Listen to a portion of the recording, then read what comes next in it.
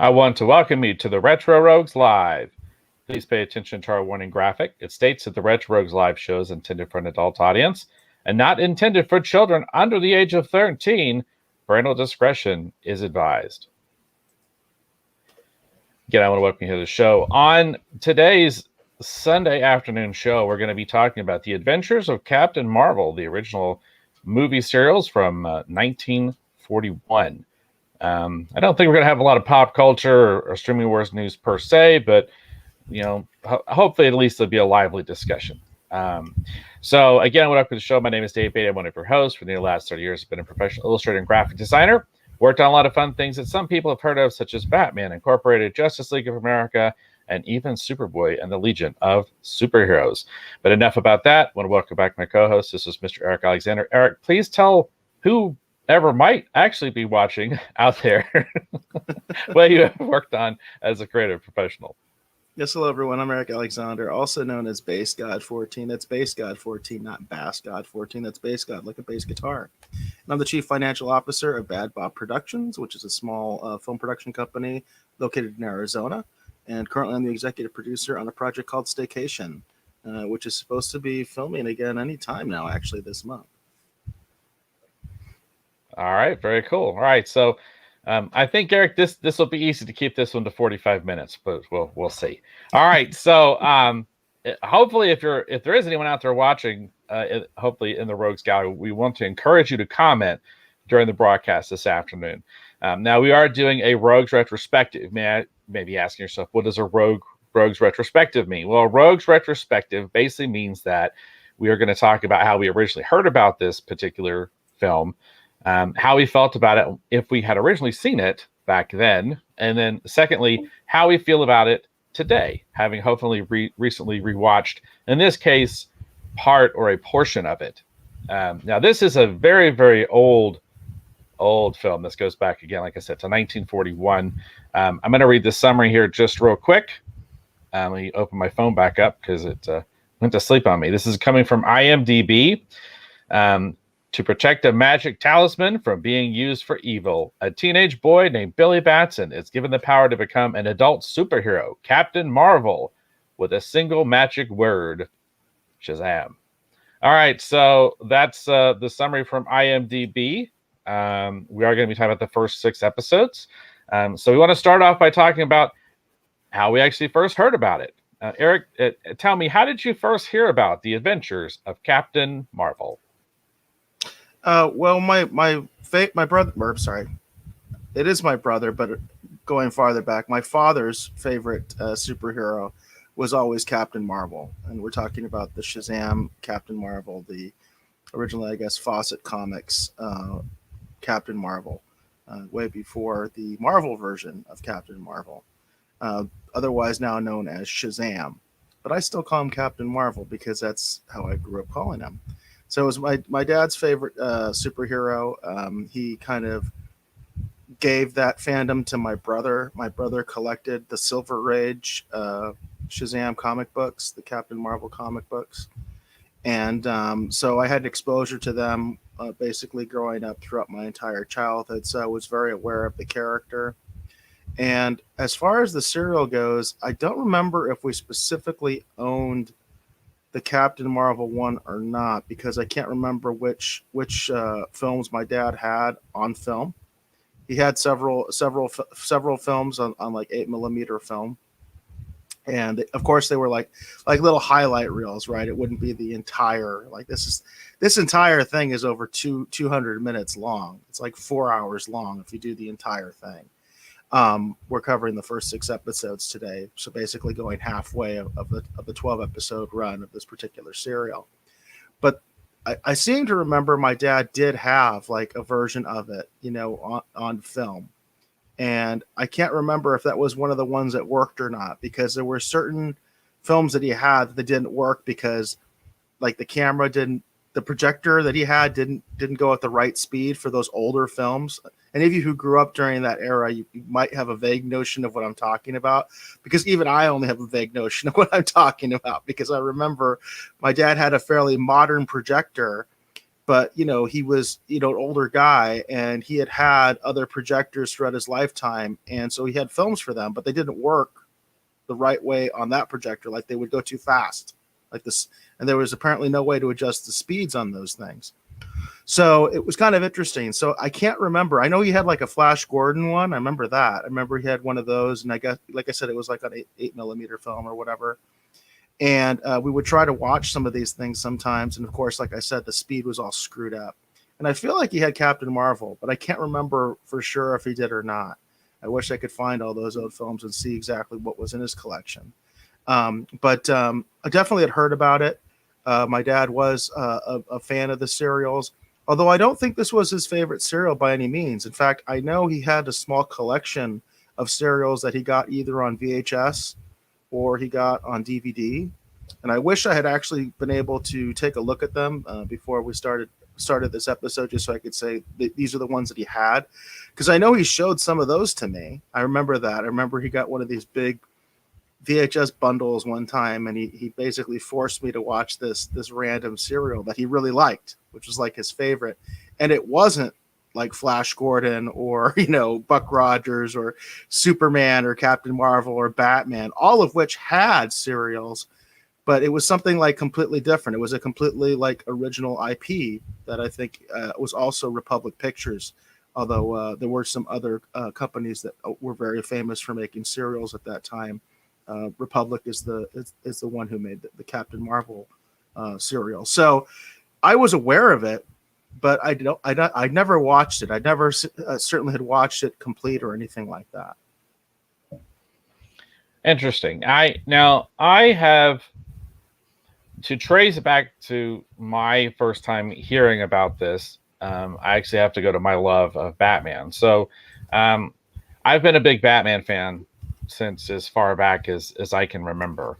And in the run up to the 1989 movie, they were releasing a lot of things Batman related on VHS. I remember about that time was one of the first times that they had done something to release the 60s TV series actually out on VHS. And Adam West was going around and promoting those at Blockbuster Videos. You go to Blockbuster Video and you could rent the original Batman television series.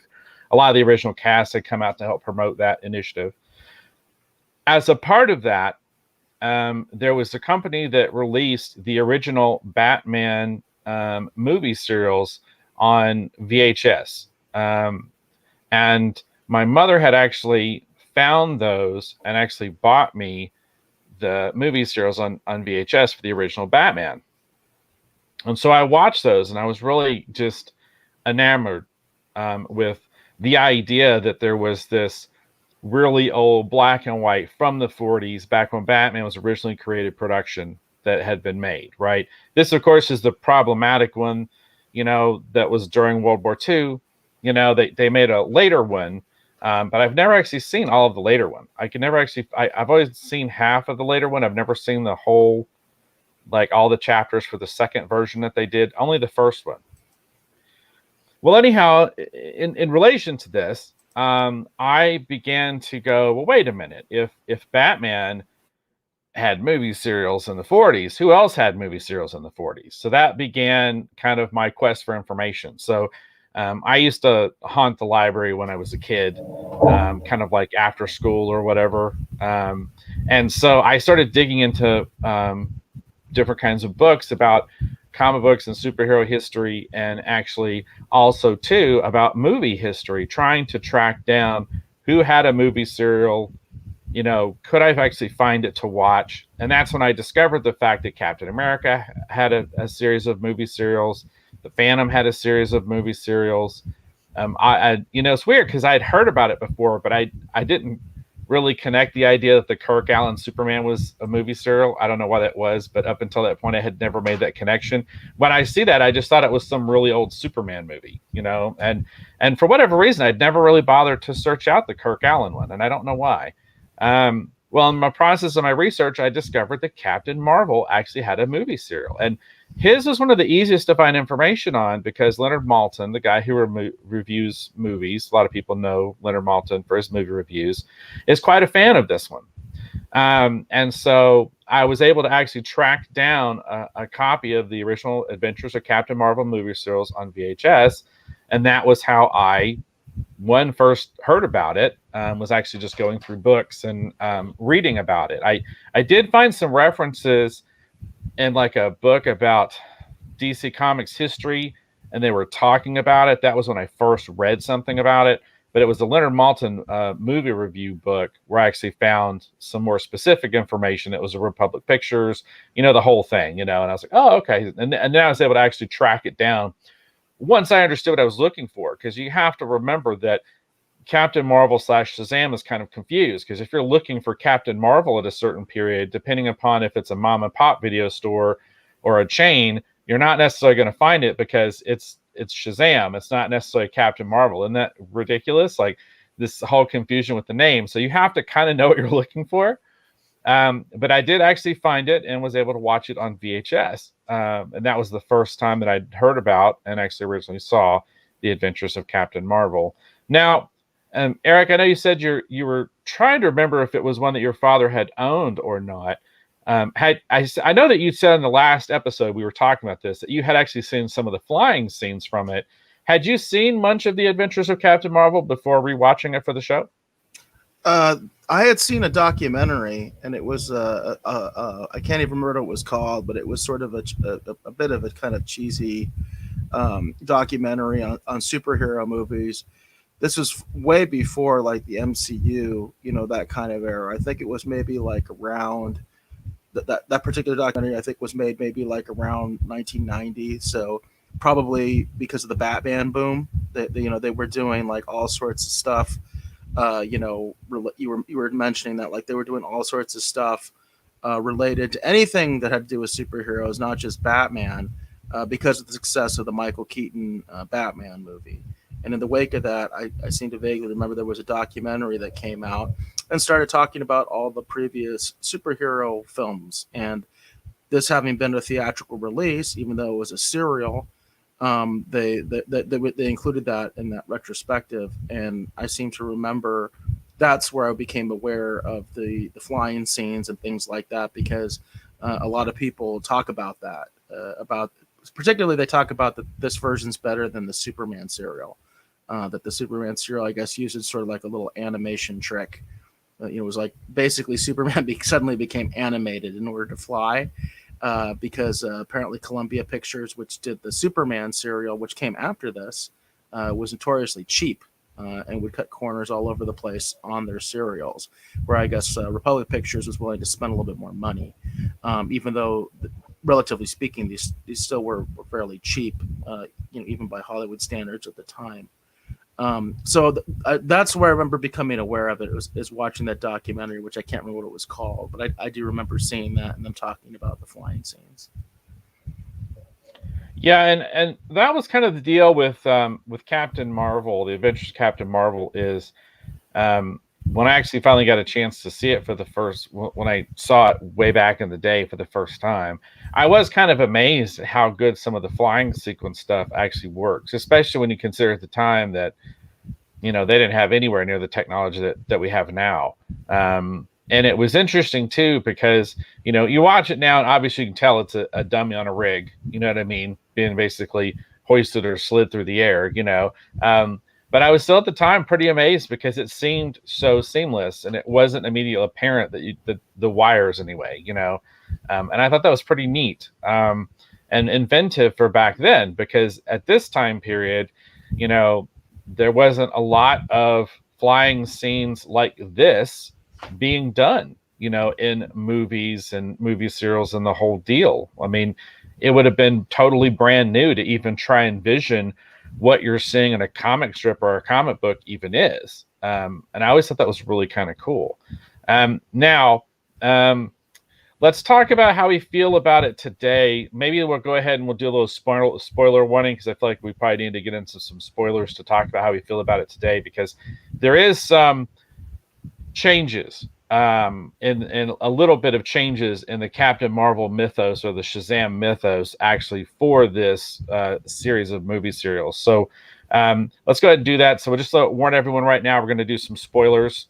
And and we're gonna get into that. So, tell me, Eric, you said I know you just recently rewatched or recently watched the first 6 episodes. We did watch this on Tubi. So people that are curious about this, you can watch Adventures of Captain Marvel on Tubi. I thought that was really kind of fun. That you just, I was surprised at the selection of things that were on Tubi. It's been a little while since I've actually visited the app and saw what they had, and I was like, wow, I got some interesting stuff on here. So I thought that was pretty cool. So tell me, what did you think of seeing the Adventures of Captain Marvel today?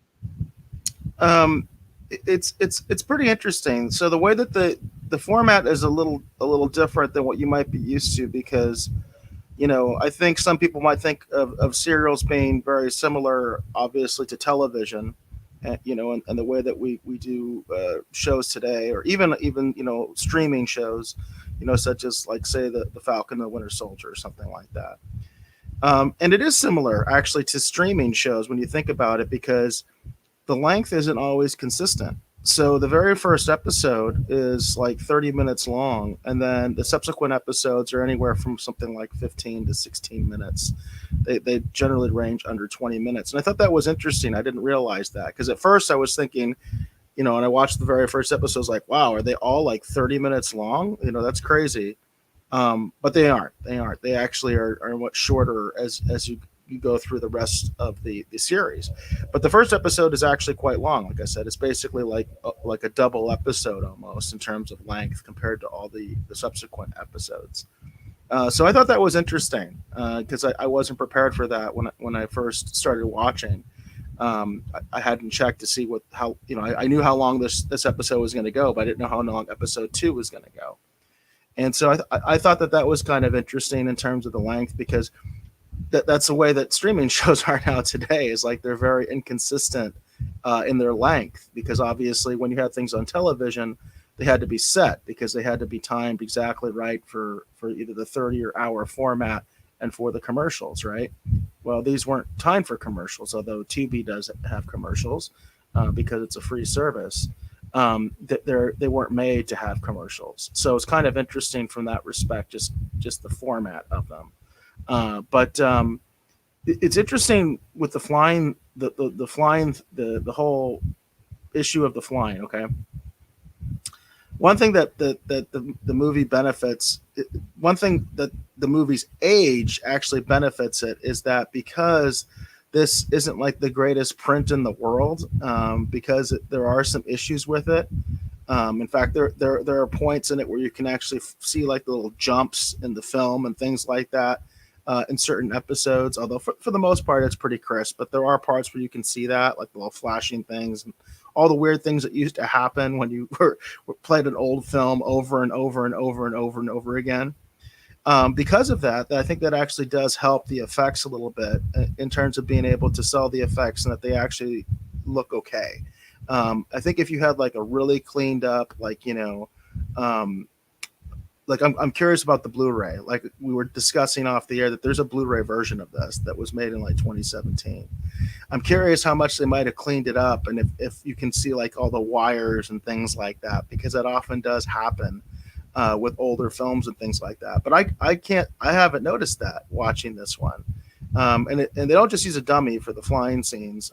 They do use the actors and things like that. They do a lot of jumping. You can tell that because they were trying to figure this whole technique out. It almost feels like a lot of times he's leaping and then he's like kind of like coming back down, that kind of a thing, because that's just the way that they did it.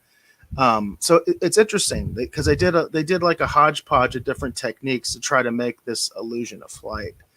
Which I think is kind of cool, because this is the first place to do it. Basically, apparently they did another thing. I believe they called Rocket Man, and they kind of built on the techniques that they had established in Captain Marvel for that series. I came across that in my research, so it's kind of interesting what they did. And again, they did it first. This is basically the first superhero live action movie.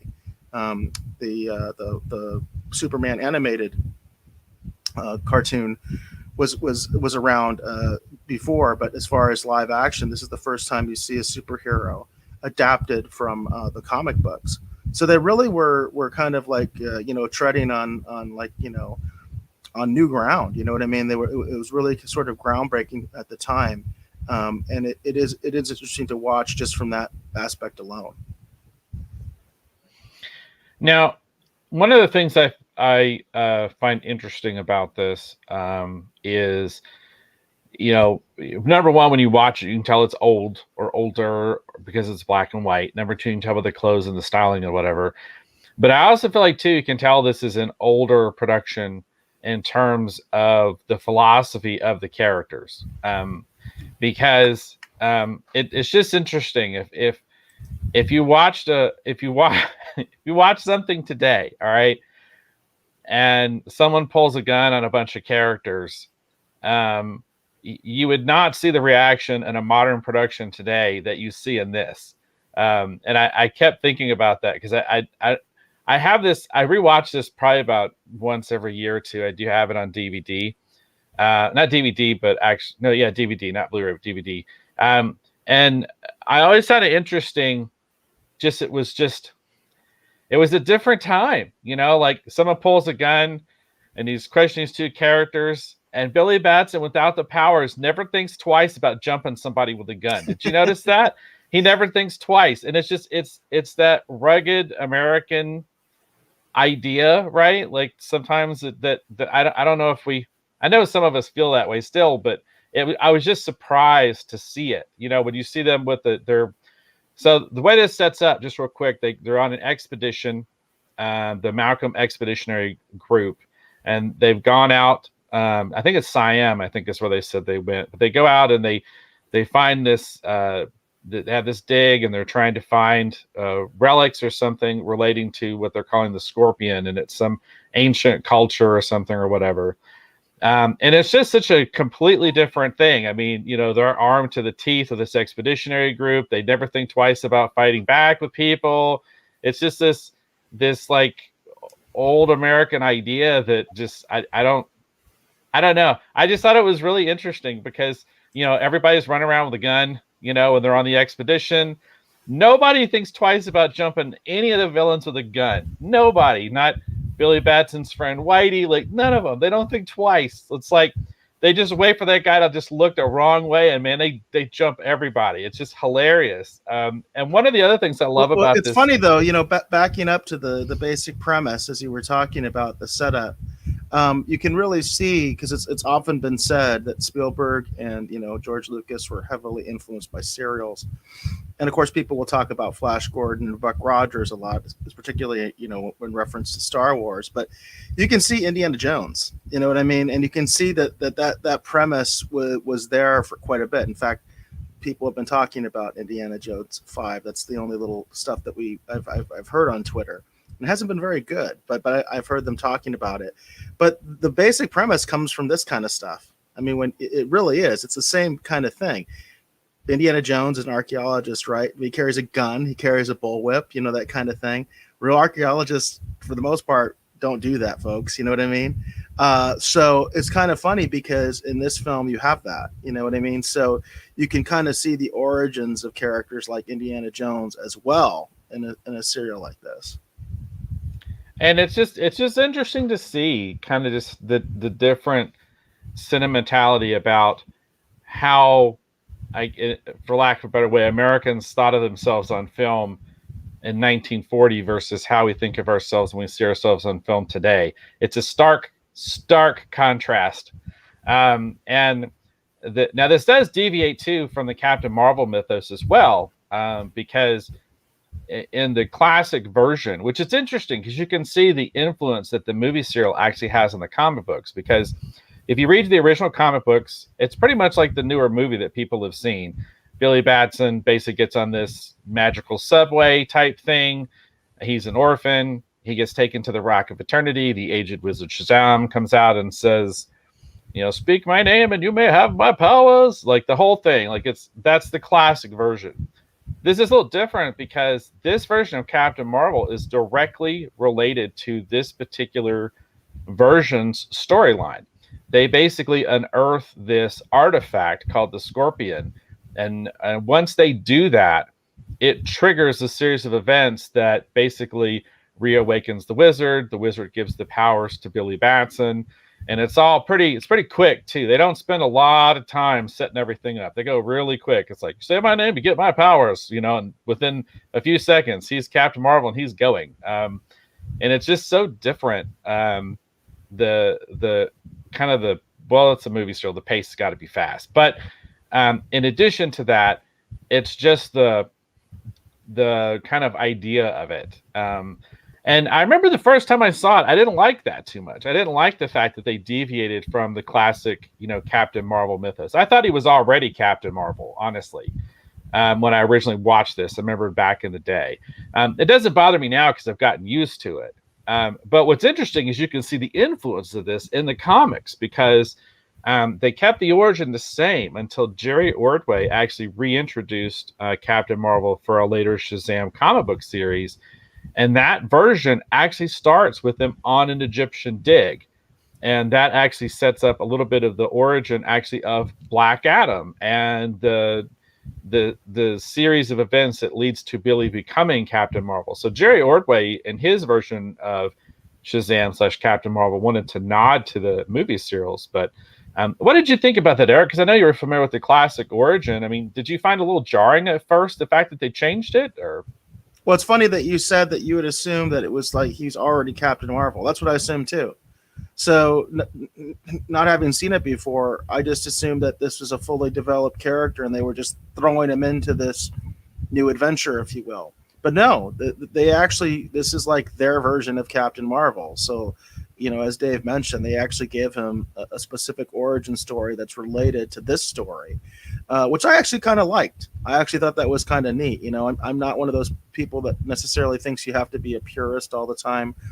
These are, adaptations. The comics, I think, should stand on their own. I think it's kind of neat when a show will stand on their own. Heck, think about the RV version of Shazam. You know what I mean? So there's people that love it, right? But it's pretty cheesy when you think about it, right? Just the whole premise of this guy running around in an RV all over the place. So that's the '70s version for folks that may not be aware. So there are different interpretations of this character. And I don't think that that's a bad thing. I was kind of happy to actually see the origin of Shazam because the heart of it is still there, which is that it's the wizard Shazam. That's why he's Captain Marvel, folks. He's not Shazam. Shazam is the wizard. So they do have that in this film where you do have Shazam, the wizard, actually come and he explains what Shazam means, and all that kind of stuff. And he explains basically, the powers of Captain Marvel and from where they're derived, which I always thought was neat, because they have all the different Greek heroes and gods and things that represent the different aspects of Captain Marvel's power. I've always liked that, and that's in here. So the core is still there, and I thought that was actually interesting that they did that. Yeah, I thought I enjoyed it. And one of the other things that's fun about this too, that I actually love when you actually go back and you rewatch like the Batman movie serials is, which again, you can tell this was made in a different time period, is this is going to sound really cold blooded and everyone's got to understand. I'm talking about this just from an entertainment standpoint, but the lack of sometimes respect of life, I guess is the best way to put it, because one of the things I love about the Batman movie serials is there's a period where Batman and Robin actually Batman himself gets knocked off the side of a building, and the cliffhanger, because each one of these chapters is a cliffhanger, everybody, in case you've never seen a movie serial. So each chapter ends with a crazy cliffhanger. It's like, is the hero going to live or die? Find out next week. It's like the Batman 60s thing. But this is what invented that. The Batman 60s TV show was that. And just, again, going to the modern age, we were just reviewing WandaVision and Falcon and the Winter Soldier. They did the same thing. Yeah. They did the same thing. Yeah. So. But there's this one where Batman is fighting this person who's like a radio-controlled zombie or whatever, and he knocks Batman over the side of the building, and Batman's going to fall to his death. And in the second chapter, he lands on this scaffolding, right? Where there's these painters or window washers or whatever, and they both fall off, and Batman doesn't even try to help them. They straight up fall to their death, and he's climbing right back up the side of the building. It's hilarious. It's hilarious. And in this one, my favorite thing is the way that Captain Marvel just grabs people and just hurls them like they're nothing. Hurls them head off first. buildings and Head stuff. first. I love the biggest thing for me the biggest thing for me in that respect that stood out was I think this is probably the only time you're ever going to see Captain Marvel operating a machine gun. Yeah, exactly. I was like, that's That's pretty true. neat. It's just, I don't think you oh my ever had, gosh. maybe, I mean, in all the comics that they did, I mean, maybe he did another thing. You can't imagine why, right? In your head, you're kind of like, Right, he's right. superpowered. Why does he need a machine gun? But um, Uh, hey, Batman had a gun when he first started too in the comics, so it is what it I is. just I love it, and that's the thing. If it because it's so close to the creation of these characters, all the rules, quote unquote, are not set yet. Right. So Yeah, these because characters we will think do about that, right? things. Especially, Yeah, you know, me as I've said, I'm a DC guy, and as a DC guy, I like the way Batman has evolved into being, you know, someone who doesn't kill, right? But these characters, you know, in their early days, before they really knew what they were doing, they would do crazy stuff like that. And then, like you said, I mean, he literally hurls people off of buildings, like massive skyscrapers. Will just like just throw the guy off, ah, you know. So my favorite though is when, because I had forgotten. It's been a little while since I've seen these. I think it's the first time. It's been probably about 2 years since I've seen these. But there was a period where he grabs this one guy, and it's one of the first.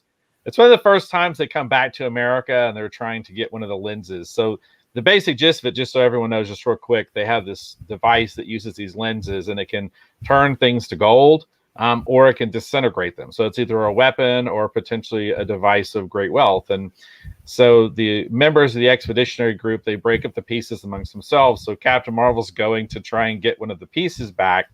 And I just think it's so hilarious because he's beating up these guys, and one guy goes to close and secure the door, and he grabs one of the thugs and just head first just knocks him right through the door like a battering ram almost. It's hilarious. yeah, I it's love pretty that brutal. In stuff. fact, supposedly there's a quote from Quentin Tarantino where he says like this is the most like homicidal superhero like you'll ever see. Yeah, it's great though. It's And great. that's I from love it. Quentin Tarantino. So Um, so, well, here's the deal for me. This is a, if you've never seen a movie serial, I can't think of a better one to recommend. Just so everyone knows, I've seen a lot of the old movie serials. My favorites is actually Adventures of Captain Marvel and actually Zorro's Fighting Legion. I don't know if you've ever seen Zorro's Fighting Legion, Eric, but that one is really fun. And so this is one of my two favorite movie serials of all time. Number one, because it's Captain Marvel. Number two, because the level of brutality is insane. Number three, the effects are so fun for the time when you consider that they were inventing all this stuff. And it just makes it really kind of cool. You know, you're seeing them first begin to figure things out that later on productions, like you said, would build upon. You know, they're building the technology for things that might still be being used to this day, and no one even realizes that that gag might have actually come from, you know, some old movie serials like this. So this is a big hard recommend for me. I love The Adventures of Captain Marvel. Again, you can watch it basically for free on Tubi. What about you, Eric? yeah, you know the thing that strikes me the most that I think is the most interesting, especially if you have even let's just say you just watch the modern movie, that's your only familiarity with the character. It's interesting to see how they portray Billy Batson in this. That's what I thought was the most interesting to me because Billy Batson is not portrayed as some sort of like helpless little kid. He's obviously older in this. I think he's still meant to be like a teenager, but we're talking like an 18-year-old or 19-year-old teenager, that kind of a thing. He does look young, but he is not a passive character. Billy Batson he's fighting in this. He's shooting. He's doing all that stuff. He is not a passive character at all. And I think that's the thing that surprised me the most watching the first 6 episodes is how much Billy Batson is actually involved in the action, and Captain Marvel kind of is like, I won't say he's used sparingly. I mean that's not the word I'm looking for, but he's not used as much as you would think he would be. I guess is the perspective I'm coming from, and that Billy Batson does a lot of the action, which I also thought was really interesting. It's cool because he really only calls on the powers of Captain Marvel when he really needs them. You Right. know, if there's a way for him to resolve the situation without using the powers of Captain Marvel, it's not his first immediate inclination.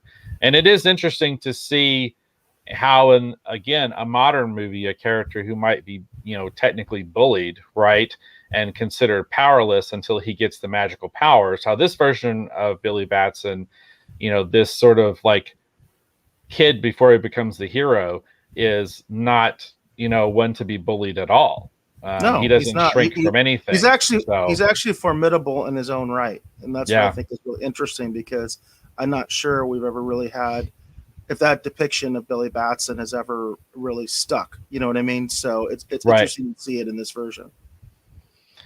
Yeah, like I said, I've always loved these movie serials, and this is one of my favorites. I've just always loved this one. So yeah, again, like I said, if you've never seen it before, again, the point of the Retro Rogues here, the Rogues retrospective, are kind of our Sunday matinee, is if you hear what we're talking about and you find it enjoyable, you can go watch it right after we're done here with the show. Although I don't think anyone's watching, but I said that anyway. All right, there you go. All right. So very cool, very cool. All right. Do we have any news or anything we want to cover, Eric? Or Yeah, it's been a slow news day. There's no doubt about that. Just yeah, I don't really have anything. Like I said, that we had talked off the air that there's been some buzz around Indiana Jones 5. Seems to be for all the wrong reasons. You've got directors going after YouTubers and things like that, which I think is complete garbage. But it is what it is. Slow news day. yeah. I don't have much of anything to really report either. I've been busy getting the studio ready for my new gig that starts on Monday.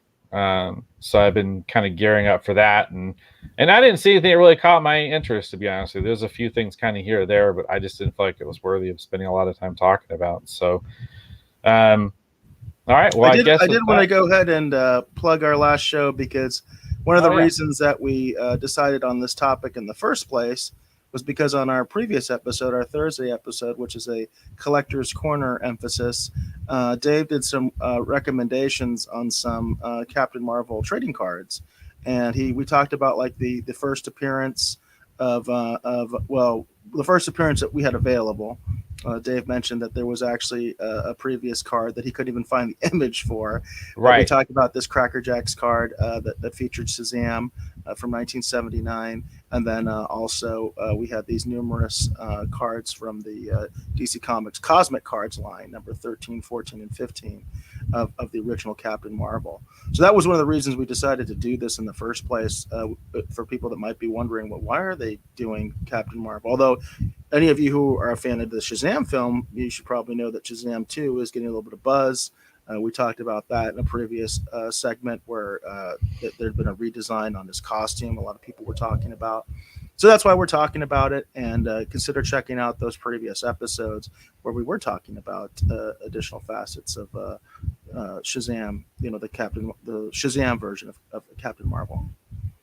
Yeah, and that was kind of what I think kind of inspired all of this, is that I saw that image of Zachary Levi in the new suit, and it reminded me because of how it was styled, even though it's got more textures and all kinds of other things, and the cape is going to be CGI and all that other stuff.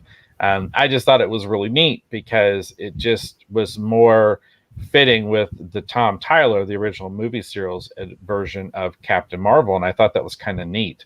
And so that's kind of what started this whole nonsense. But I also know too that Eric's a big Captain Marvel fan. I actually rehung my Captain Marvel Filmation animation cell actually in the studio the other day. I actually hung it over my drawing table to act as inspiration for what I'm going to be working on, because cool. It's an original animation cell with a hand painted background and the whole thing. And so I thought, well, let me have this here as inspiration. So I rehung that actually yesterday. So very cool. All right. Well, I guess if that's good, I guess we're just going to call this the end of this episode of the Retro Rogues Live. Again, a Rogues retrospective on the Captain Marvel movie serial from 1941. All right. So hopefully we want to encourage you, if any of you see this after the fact, please join us on Thursdays at 7 o'clock, and I guess is that Pacific Standard Time now, or Mountain Standard, or I don't think it's changed yet, right? I don't think. yeah, I think it's still Pacific time. Pacific. So yeah, 7 p.m. Pacific Standard Time to join us for the Collector's Corner episodes. We talk about comic books, trading cards, action figures, statues, all those fun things we like to collect. We cover those on Thursday, again 7 p.m. Pacific Standard Time, and also hopefully join us next Sunday. We will do another Rogues retrospective, talking about another interesting retro film of some kind. We haven't really discussed what we're going to be talking about for next week, but we'll be back next Sunday for another Rogues retrospective. I want to thank you for hopefully watching or listening to this episode of the Retro Rogues Live. My name is Dave Beatty. I've been one of your hosts. You can learn more about me, as well as see a lot of the things I currently work on over at KirbyTees.com. Kirby Tees is my t-shirt company. You can see that, as well as see all the fun things we have to offer, as well as the Retro Rogues Live t-shirts. Again, the website is KIRBYTS.com, and let's encourage you to consider purchasing a Retro Rogues Live t-shirt and supporting what we're doing here on the show. We would greatly appreciate your support. And along those lines, if you know anyone you think might enjoy the show, please tell them about it. Please share the links, all those kind of fun things. See if we can grow the audience and make the show more fun for everyone who watches. I want to thank my co-host, Mr. Eric Alexander, for joining me this Sunday afternoon and talking about Captain Marvel. Eric, please tell the folks hopefully watching or listening at home where they can learn more about you on the interwebs. I'm most active on Twitter, so you can reach me there at BaseGod14. That's at BASSGOD14. My DMs are always open, so I'm always looking for suggestions, and that includes topics for the show, whether that be collectibles like action figures, comics, trading cards, and the like. Video games would be fun. I would love to do some stuff about video games in the Collector's Corner as well. But also any news, rumors, hey, if you got them, send them my way. And then, of course, also for reviews for our Rogues retrospective. If there's a film or a television show that you want us to check out, let us know. And it doesn't necessarily have to be something older even. We're always willing to check out new stuff as well. It's just that we try to focus generally on some of the older, more established legacy content. But we're open to all of it, folks. And if you want to hear our opinion on it, and we have access to it, we'll check it out, not necessarily even stuff that we enjoy. So just putting that out there. Unfortunately, it looks like the Rogues Gallery has not been very active today, so I don't have a comment to leave you all with. I always like to give the Rogues Gallery the last word on our show, but unfortunately, we don't have any comments today. Which it is what it is. I understand that it's Sunday afternoon and you're all just chilling and all that stuff. So, as the purpose of the show is, maybe you should consider checking out the Captain Marvel episodes there on Tubi because, hey, it's free. And I'll leave that as the last word.